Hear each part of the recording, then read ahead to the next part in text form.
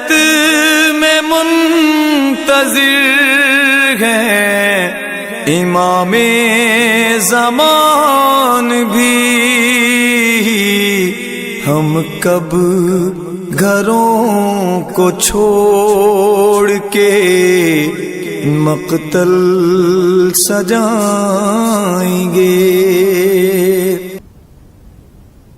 مگر امام حسن مصطفیٰ علیہ السلام درود بھیجتے محمد والے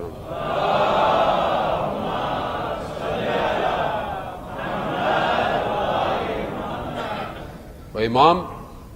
وہ واقعہ مشہور ہے، شام سے شخص آیا اور امام کو برا بھلا کہنے لگا. امام نے کیا رپلائی کیا؟ کیا لگتا ہے مسافر ہو؟ جگہ چاہیے جگہ دیتا ہوں، کھانا چاہیے کھانا دیتا ہوں، کچھ چاہیے کچھ دیتا ہوں. یہ تربیت ہے. یا امام، اب وہ تو امام تھے، وہ امام تھے تبھی تو فالو کرنا ہے ان کو.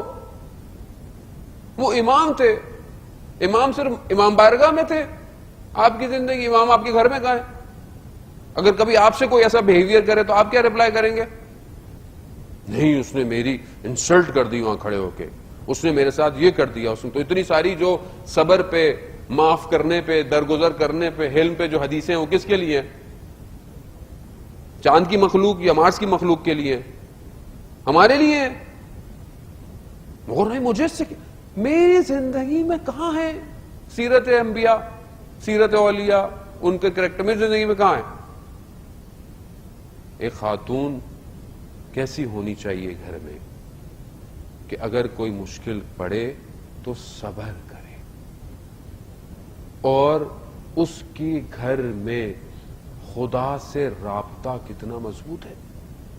آج ہماری زندگی میں کچھ ہوتا ہے ہم ایک دم اکھڑ جاتے ہیں، پریشان ہیں. پریشانی کی کیا بات ہے؟ خدا کی بارگاہ میں 2 رکعت نماز پڑھیں، سجدہ کریں. مگر خدا ان اللہ علی کل شیء قدیر نہیں ہے. آپ کی مشکل کو کیا وہ حل نہیں کر سکتا؟ کر سکتا ہے، کرتا بھی ہے. میں اس کی طرف متوجہ نہیں ہوا. عزیزان محترم، اگر خدا نہیں کچھ نہیں، یہ سب پھر ختم ہے. خدا نے اس گھر کو، اس خاندان کو بھیجا اس لیے کہ یہ بتائیں کہ ہمیں خدا تک پہنچنا کیسے ہے. ان کا ہدف یہی تھا، ان کا مقصد، خدا کا مقصد یہی تھا ہر چیز کا. ان کو اور انہوں نے جو مشکلات صحیح برداشت کی، کیوں کی؟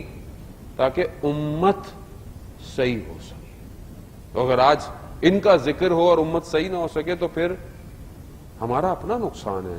ہماری زندگی گزرتی چلی جا رہی ہے. ہم متوجہ ہوں، پریکٹیکلی اپنی زندگی میں لکھیں، ریوائیو کریں، سارٹ آؤٹ کریں اپنی زندگی کو.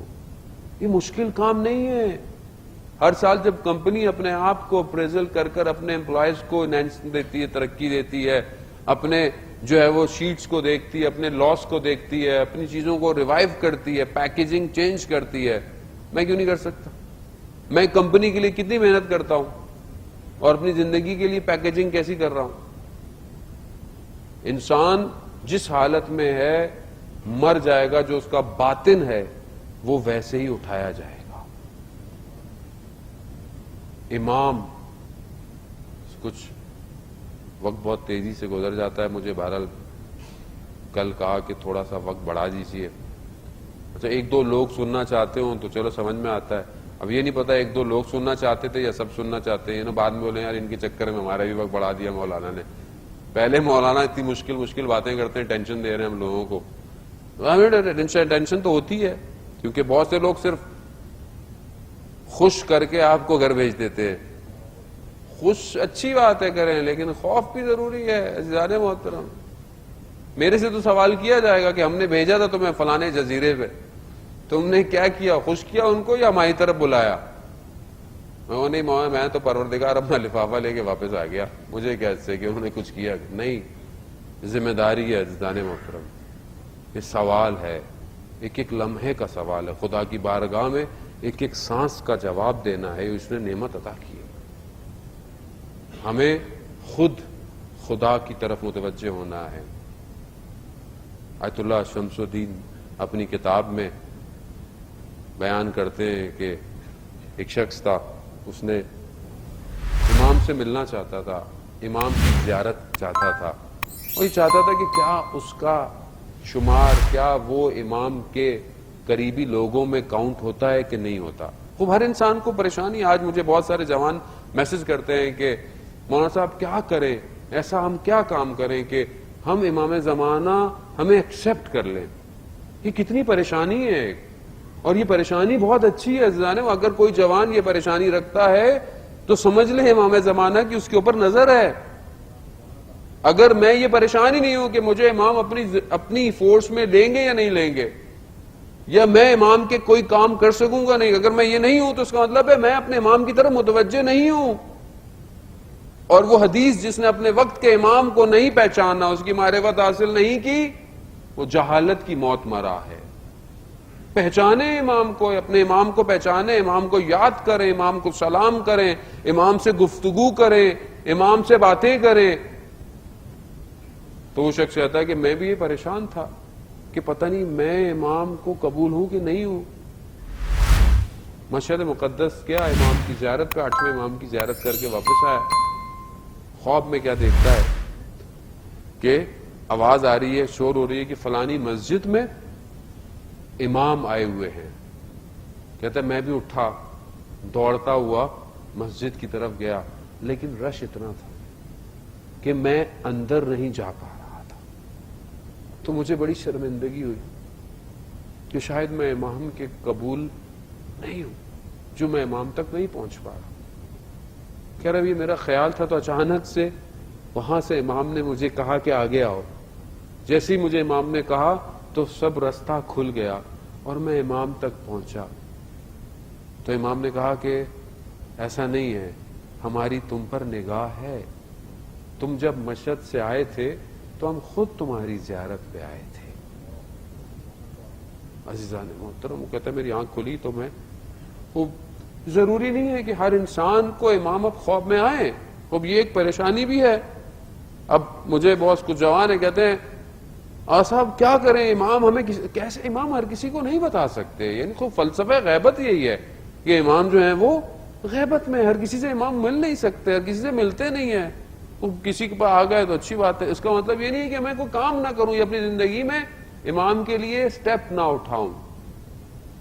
کوئی کام ایسا میں کروں عزیزان محترم جسے میں یہ سیف کر کے کروں کہ یہ صرف امام کے لیے ہے بس، یعنی اس میں چاہے وہ میرا بزنس ہو، چاہے وہ میری ایجوکیشن ہو، چاہے وہ میری عبادت ہو، چاہے وہ میرا ریلیشن ہو، یعنی میں کسی شخص سے ملوں کیوں؟ صرف امام زمانہ کی خاطر کہ وہ بندہ اچھا ہے، میں اس سے صرف اس لیے ملتا ہوں کہ میں اپنے امام کے قریب ہو جاؤں۔ کوئی کام کریں، کوئی کام کریں، کوئی نیکی کریں، کچھ کریں، آپ خود امام آپ کی طرف متوجہ ہو جائیں، آپ امام کو یاد تو کریں۔ میں بہرحال مجھے لوگ کہتے ہیں آپ امام کا بہت ذکر کرتے ہیں، خوب میں ذکر نہیں کرتا عزیزان محترم، یہ امام کا اپنا کرم ہے جو ذکر کرواتے ہیں، امام ہے جو توجہ، یعنی امام کا وجود جب ہم جیسے حقیر اور گناہگار وجودوں پر پڑتا ہے تو خود بخود ذکر باہر آتا ہے۔ وہ امام چاہتے ہیں کہ میری گفتگو ہو، کیونکہ ظہور کا وقت قریب ہے، ٹائم کسی کو نہیں پتا ظہور کب ہوگا، لیکن وقت قریب ہے، میں تو تیار ہوں۔ میری بیٹی مجھے کہتی ہے بابا آپ اتنا امام کا ذکر کرتے ہیں، آپ کی تو امام سے ملاقات ہوئی ہوگی۔ میرا دل بڑا ٹوٹ گیا، میں نے اس کو کیا بتاؤں، میں کیا بتاؤں، میرا امام سے ملاقات نہیں ہوئی، میں خود تڑپ رہا ہوں متى ترانا، کہ میں کب دیکھوں گا، میں پوری مخلوق کو دیکھتا ہوں مگر میں آپ کو نہیں دیکھ رہا۔ لیکن اس کا قطر مقصد نہیں ہے امام زمانہ کہ میں آپ سے دور ہوں، انہم یرونہ بعیدا، وہ آپ کو دور سمجھتے ہیں، ونراہ قریبا، مگر میں تو آپ کو قریب سمجھتا ہوں، آپ میرے قریب ہیں، آپ ہی تو ہیں کہ جس کی وجہ سے میں زندہ ہوں۔ اگر آپ کا وجود نہ ہوتا تو دنیا نہیں ہوتی آج۔ قرآن کو پڑھنا ہے، قرآن سنانا ہے، قرآن کو پڑھنا ہے، قرآن سنانا ہے. ہم اس کے محافظ ہیں، ہم اس کے محافظ ہیں، دنیا کو بتانا ہے.